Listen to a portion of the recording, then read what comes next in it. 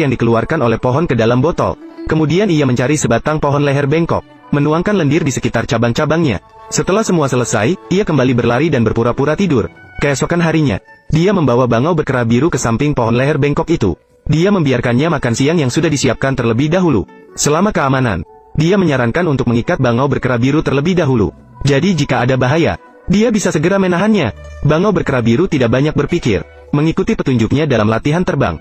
Namun rubah selalu pura-pura jatuh ketika dia terbang tinggi. Karena itu, dia menyarankan untuk mengikat bangau berkerah biru pada cabang pohon. Dengan begitu, dia bisa merasakan sensasi di udara, dan juga bisa berlatih terbang dengan baik.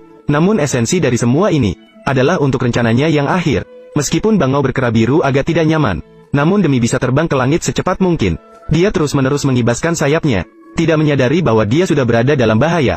Pada saat itu, seekor bangau putih melihat teman seperguruan yang hilang. Dia segera terbang ke sana untuk menyelamatkan. Rubah licik akhirnya menunggu saat ini. Saat dia mendarat di batang pohon, tiba-tiba menyadari kakinya tidak bisa bergerak lagi. Tiba-tiba menyadari, bangau berkerah biru memanggil rubah untuk membantu. Akhirnya dia berlari cepat dan menangkap bangau putih. Namun dia tidak melepaskan, melainkan menyembunyikan diri di hutan untuk memakannya. Akhirnya berhasil meloloskan diri dari cengkeraman. Bangau bertopinya baru menyadari, mengapa rubah saat itu tidak memakannya.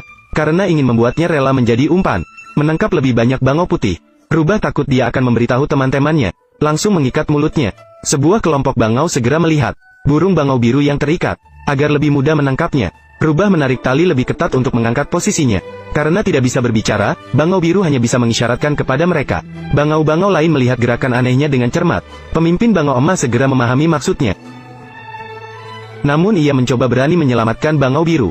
Saat ia hampir mendarat, bangau biru berjuang mati-matian.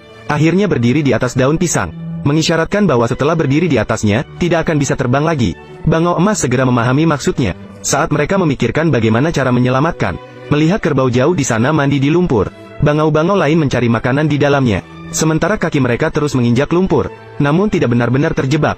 Melihat adegan ini, burung bangau emas tiba-tiba memiliki rencana brilian.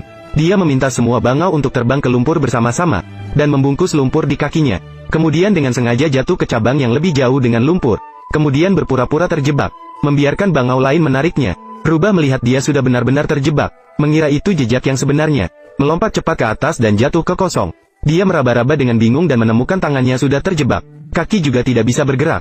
Dia marah dan ingin menendang bangau biru besar dengan ekornya. Hasilnya malah membantunya melepaskan diri dari perangkap. Rubah yang tidak bisa melepaskan diri, diserang oleh 3 bangau putih. Sementara 2 lainnya membantu bangau biru membuka tali. Akhirnya dengan kerjasama semua orang, si bangau biru akhirnya diselamatkan.